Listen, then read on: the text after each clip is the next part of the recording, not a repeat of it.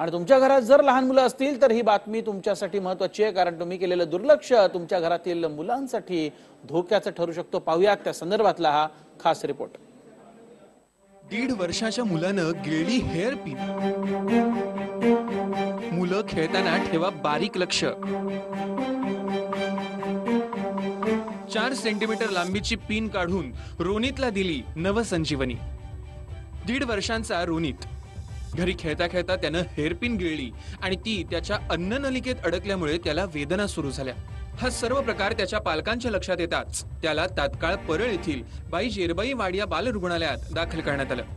अचानक उलटी करायला लागला आणि त्याला रक्त बाहेर पडलं। त्याचं बाहेर पडल्यानंतर आम्ही त्याला शहापूरच्या लोकल डॉक्टरकडे नेलं आणि डॉक्टरांनी आम्हाला सांगितलं तुम्ही ताबडतोब वाडी हॉस्पिटलला घेऊन जा। आणि इथे आल्यानंतर आम्ही त्याचे एक्सरे काढले आणि एक्सरे काढल्यानंतर आम्हाला समजलं त्यांनी टिकटॉक क्लिप खाल्लेला आहे। मानेचा एक्सरे काढल्यानंतर त्याच्या अन्ननलिकेत 4 सेंटीमीटरची पिन असल्याचं दिसून आलंय।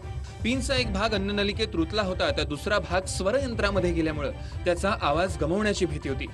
पण डॉक्टरांनी अत्यंत गुंतागुंतीची आणि किचकट शस्त्रक्रिया करून रोनितला नवसंजीवनी दिली।